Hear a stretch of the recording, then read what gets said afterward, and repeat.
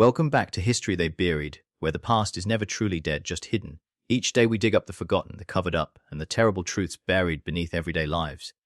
What you're about to hear isn't just a story. It's a warning. This is the sinister folklore of the Appalachian witches. 4 kinds of women who were feared, hunted, and quietly erased from the hills of early America. Before the first settler even marked a tree in Appalachia, the mountains had their own stories. Whispers of women who could heal, curse, call storms, or steal your breath while you slept. The old-timers didn't call them witches out of spite. They did it out of fear, because something lived in those hills. Something that didn't always stay human. Before we continue with the story and terrible secrets, I want to ask you something important. This channel is not for everyone. Only the bravest souls who dare to face the darkest chapters of American history. If you made it this far, you're not like most people. You understand some truths are too scary to ignore, no matter how much they disturb us. So, hit that subscribe button and join our community of true mystery seekers. And tell me in the comments what state you are listening from. Are you brave enough to hear a story like this from your own backyard? People in parts of West Virginia still lower their voices when they talk about the 4. Not 4 individuals, but 4 kinds of women, each with a purpose, a place, and a power no preacher could ever truly explain away. The evil witches were the most feared. They didn't heal, they harmed. Crops failed, children wasted away. Men dreamed of falling into rivers and never waking.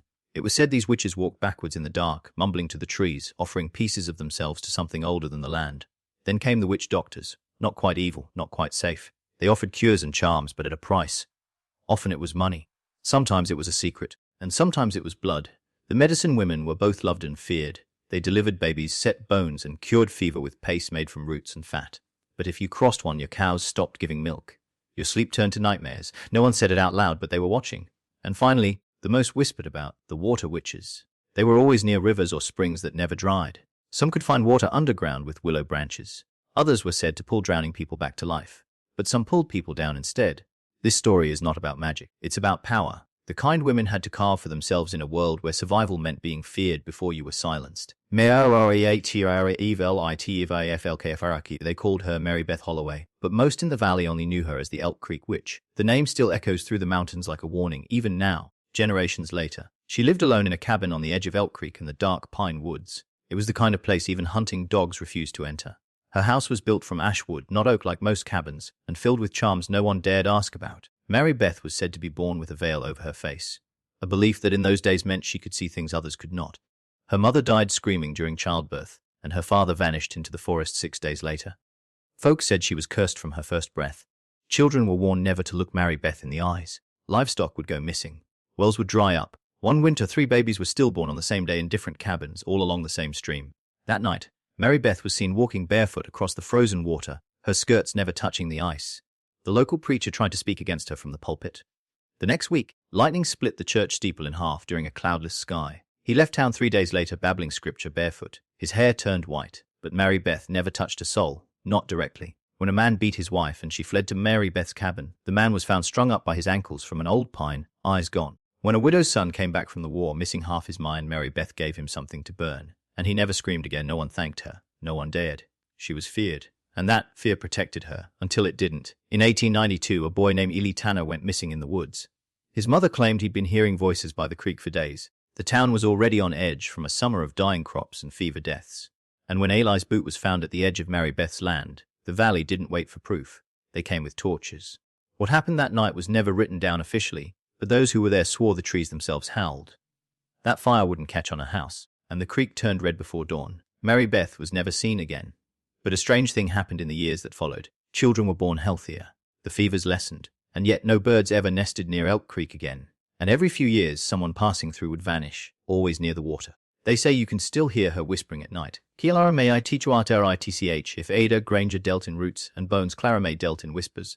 The kind that came from creeks, rain barrels, and the black rivers that coiled like snakes through the mountains. They called her a water witch. She didn't earn that title with spells or potions, but by listening.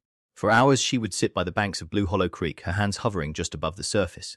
Locals said she could hear the water breathe. Others said the water spoke to her in sighs, in bubbles, in patterns only Clara could understand.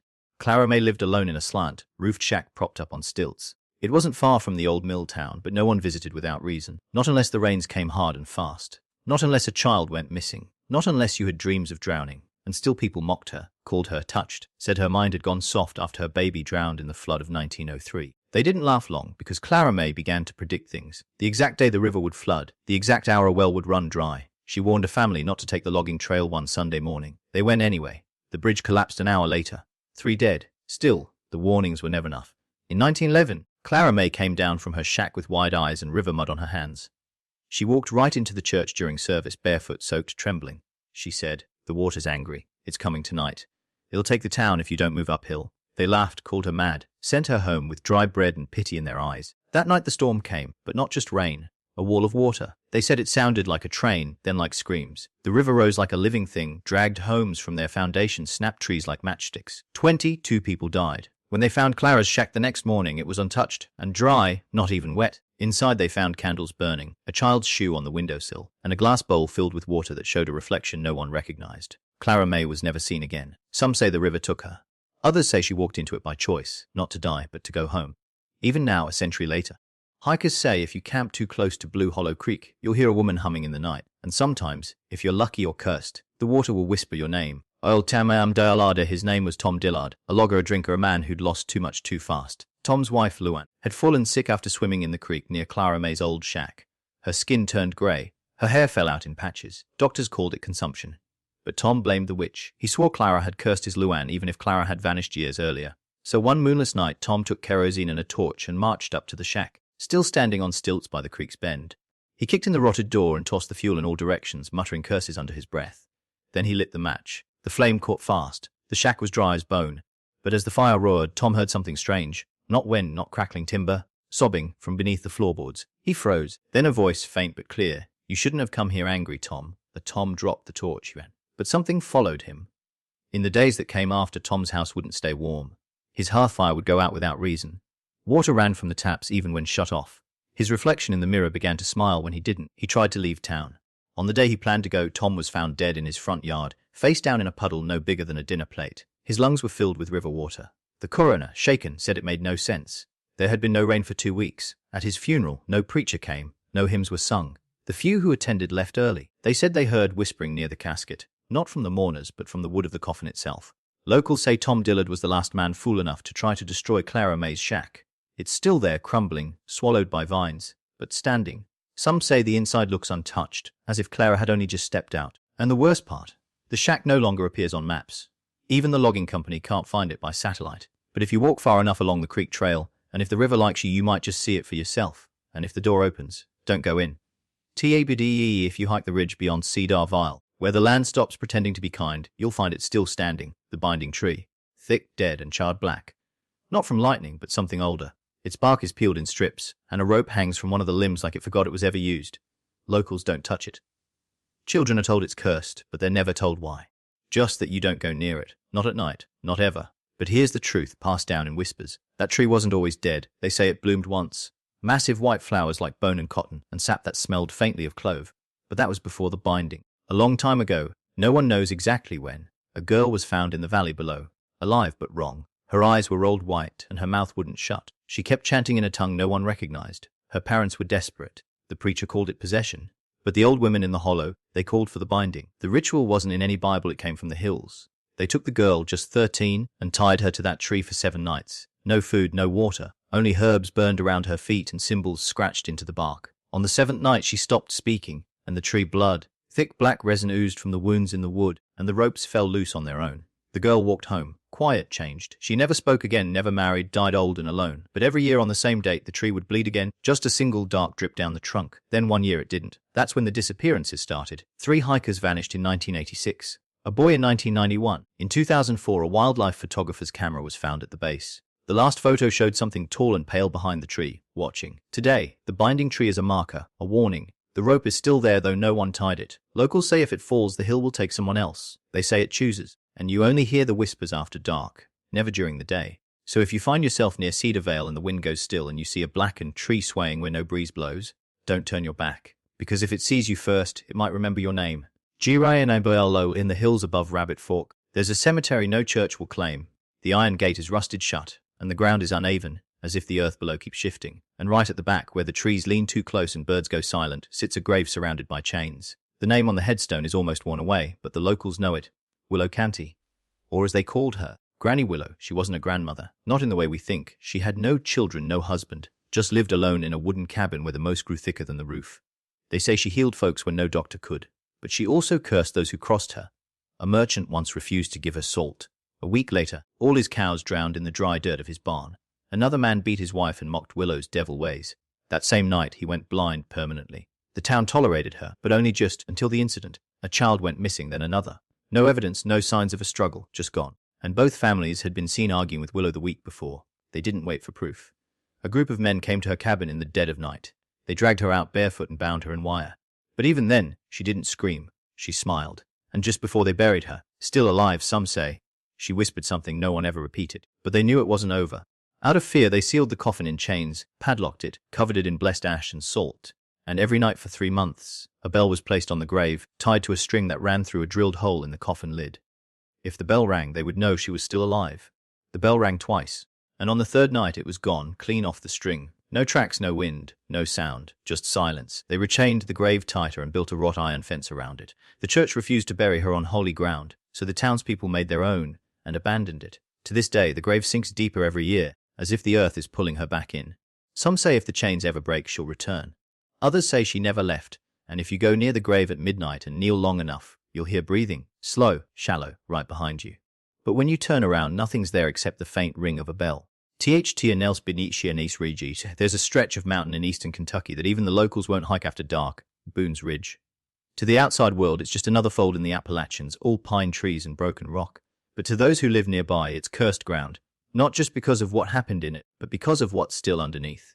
In 1912, a small mining company opened a shaft into Boone's Ridge, hoping to tap into the coal running through the mountain's heart. The workers were mostly local boys, many just 15 or 16, poor, hungry, willing to take the risk. It didn't take long before the mine turned strange. Miners began digging up odd materials. Not stone, not metal, something smooth, curved, almost like bone, but blackened and ancient. At first, they thought they'd found prehistoric remains. Then the scratching began, at first faint, dismissed as rats of the shifting weight of the mountain. But then came the voices. Not English, not anything anyone recognized. Chanting, some said. Singing, others whispered. Always deep underground. Always when no one else was supposed to be in the tunnel. The men started leaving offerings. Whiskey coins, even bits of hair. One miner, Samuel Tripp, refused, called it hillbilly superstition. He was found 2 days later, his body twisted backward, folded into a crawl space barely 2 feet wide. No signs of struggle, just bent and placed. And then came the collapse. Or that's what they claimed. The entire shaft caved in during the night shift. 17 men trapped inside. No rescue was ever attempted. The company blamed unstable rock, pocketed the insurance, and sealed the mine with a concrete plug. But here's the part no one forgets. Weeks later, a boy named Caleb, son of one of the trapped miners, wandered up the mountain searching for his father's spirit. He brought a bell, sat outside the sealed shaft all night. Just before dawn, the bell rang twice, and then he heard it, a voice, faint but clear, whispered, "It's not your father." They found Caleb the next morning, shoes on the wrong feet, eyes wide open. Not dead, but he never spoke again. Today, the mouth of that mine is hidden by brush and bramble. But if you find it, some say you'll see scratch marks in the concrete, deep ones, like fingers dragged across the barrier. And sometimes, just sometimes, you'll hear the bell ring even when no one's there to hold it. Jiraiya, her name was never written in any church records, but every child in McDowell County knew her as Granny Red. She lived alone in a crooked house perched at the edge of Flattop Mountain. They said her chimney was always smoking even when it hadn't rained for days, that her garden grew herbs no one else could name, and that if you listened closely on cold nights, you'd hear her singing to someone, or something, that wasn't there. But she hadn't always been feared. In the early 1930s, before they called her witch, she was known simply as Ruth Ann Redford, a midwife and herbalist. People came from as far as Tennessee for her pastes, her salves, her knowledge of roots. She delivered over 60 babies in the region, most of them healthy, some who would later claim they owed their lives to her. Then came the accident. A boy, barely 3, wandered into the woods one October morning. His mother had gone to fetch water, his father was working the coal seams. By the time they noticed, he was gone. 3 days passed. Search parties scoured the hollows, and then a hunter found something terrible near Granny Red's property. The child's shoe, blood-soaked, crushed as though by something not human. The townspeople didn't ask questions. They made assumptions. One night, a mob climbed the mountain.